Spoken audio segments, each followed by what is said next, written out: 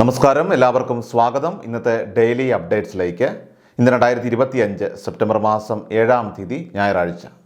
അപ്പോൾ ഇന്നത്തെ ഏറ്റവും പ്രധാനപ്പെട്ട വാർത്താ അപ്ഡേറ്റുകളും നാളെയും വരും ദിവസങ്ങളിൽ നിങ്ങളെല്ലാവരും അറിഞ്ഞിരിക്കേണ്ട, ശ്രദ്ധിക്കേണ്ട വളരെ പ്രധാനപ്പെട്ട അറിയിപ്പുകൾ, അപ്ഡേറ്റുകളൊക്കെയാണ് ഡെയിലി അപ്ഡേറ്റ്സ് നിങ്ങളുമായിട്ട് ഷെയർ ചെയ്യുന്നത്.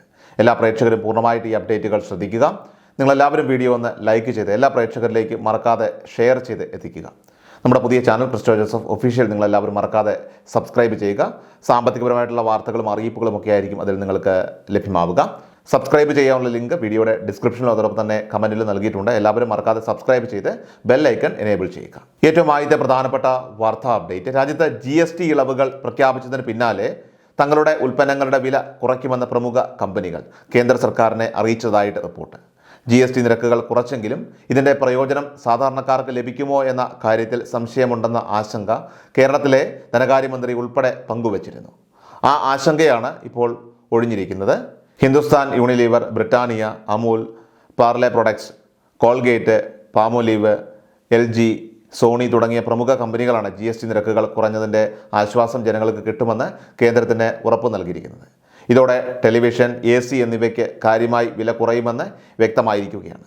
1 ലക്ഷം രൂപ വരെയുള്ള TVകൾക്ക് 10,000 രൂപ വരെ വില കുറയുമെന്നാണ് ഇപ്പോൾ ലഭിക്കുന്ന വിവരം. ഈ ഉത്സവ സീസണിൽ തന്നെ വിലക്കുറവ് ഉണ്ടാകും.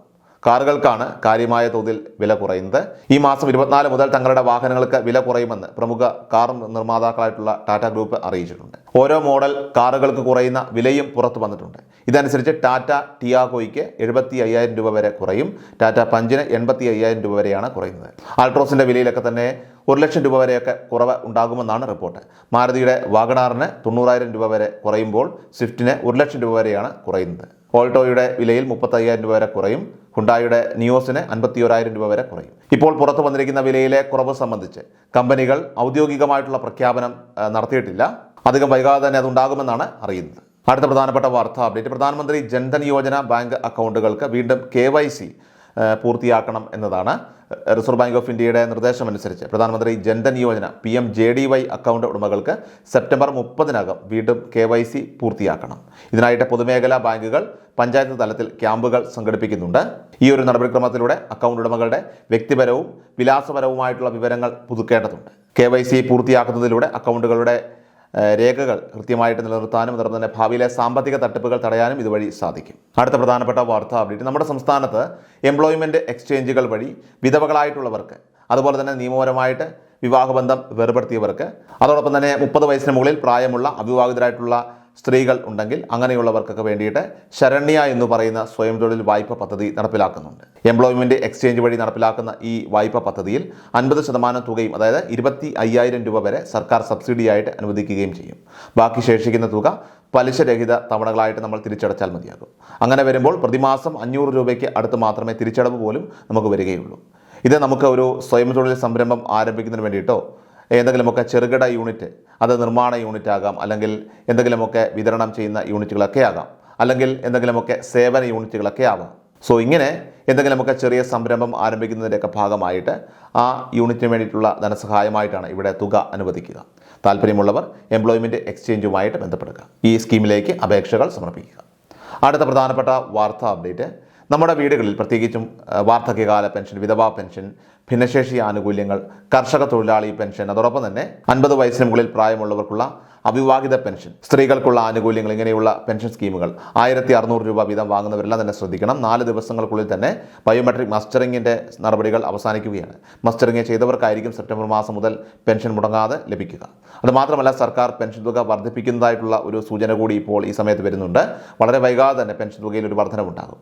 1,700-1,800 രൂപയൊക്കെ വർധനവുണ്ടാകുമെന്നാണ് ഇപ്പോൾ നിലവിൽ ലഭിക്കുന്ന റിപ്പോർട്ടുകൾ.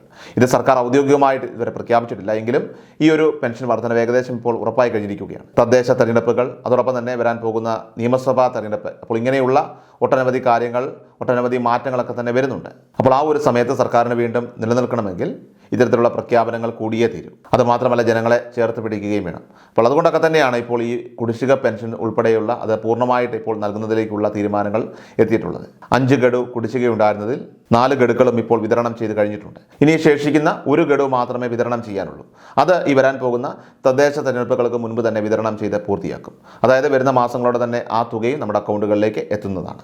അടുത്ത പ്രധാനപ്പെട്ട വാർത്താ അപ്ഡേറ്റ്. സംസ്ഥാനത്ത് സെപ്റ്റംബർ മാസത്തിലെ റേഷൻ വിതരണമാണ് ഇനി ആരംഭിക്കാനുള്ളത്. വിതരണം 8-ാം തീയതി തിങ്കളാഴ്ച മുതൽ പൂർണ്ണ തോതിൽ ആരംഭിക്കുകയാണ്. ഓഗസ്റ്റ് മാസം ലഭിച്ചതുപോലെ തന്നെ കൂടുതൽ ആനുകൂല്യങ്ങളൊന്നും നമുക്ക് ഈ സെപ്റ്റംബർ മാസം ലഭിക്കില്ല. നമുക്ക് സാധാരണ ലഭിക്കുന്ന ഭക്ഷ്യവിഹിതങ്ങൾ മാത്രമായിരിക്കും സെപ്റ്റംബറിൽ ലഭിക്കുന്നത്. APL വിഭാഗത്തിന് കഴിഞ്ഞ മാസങ്ങളിൽ സ്പെഷ്യൽ അരി ഉണ്ടായിരുന്നുവെങ്കിൽ സെപ്റ്റംബർ മാസത്തിൽ അത്തരത്തിലുള്ള ആനുകൂല്യങ്ങൾ ഒന്നും തന്നെയില്ല. കഴിഞ്ഞ ദിവസം ഇതിനെ സംബന്ധിച്ച് വളരെ വിശദമായിട്ടുള്ളൊരു വീഡിയോ നമ്മുടെ ചാനലിൽ അപ്ലോഡ് ചെയ്തിട്ടുണ്ട്.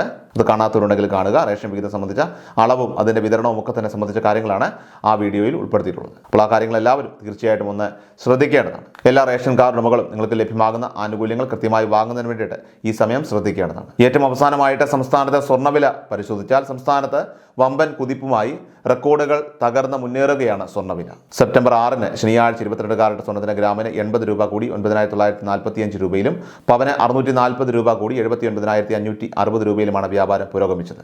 വെള്ളിയാഴ്ച 22 കാരറ്റ് സ്വർണ്ണത്തിന് ഗ്രാമിന് 70 രൂപ കൂടി 9,865 രൂപയും പവന് 560 രൂപ കൂടി 78,920 രൂപയിലുമാണ് വ്യാപാരം പുരോഗമിച്ചത്. ഡെയിലി അപ്ഡേറ്റ്സ് പൂർണ്ണമാകുന്നു. എല്ലാവരിലേക്കും നിങ്ങൾ ഈ അപ്ഡേറ്റ്സ് ഇപ്പോൾ തന്നെ ഷെയർ ചെയ്യുക. നമ്മുടെ പുതിയ ചാനൽ ക്രിസ്റ്റോ ജോസഫ് ഒഫീഷ്യൽ നിങ്ങളെല്ലാവരും മറക്കാതെ സബ്സ്ക്രൈബ് ചെയ്യുക. ബെല്ലൈക്കൺ കൂടി എനേബിൾ ചെയ്യുക. വീണ്ടും ഡെയിലി അപ്ഡേറ്റ്സുമായിട്ട് നമുക്ക് നാളെ കാണാം. അതുവരേക്കും നന്ദി, നമസ്കാരം. കൃഷൽ മീഡിയ എല്ലാ ദിവസവും വാർത്തകളും അറിയിപ്പുകളും ലഭിക്കുന്നതിനായി ചാനൽ സബ്സ്ക്രൈബ് ചെയ്യുക. വീഡിയോയുടെ നോട്ടിഫിക്കേഷൻ ഉടൻ ലഭിക്കുന്നതിനായി ബെല്ലൈക്കൺ അമർത്തുക.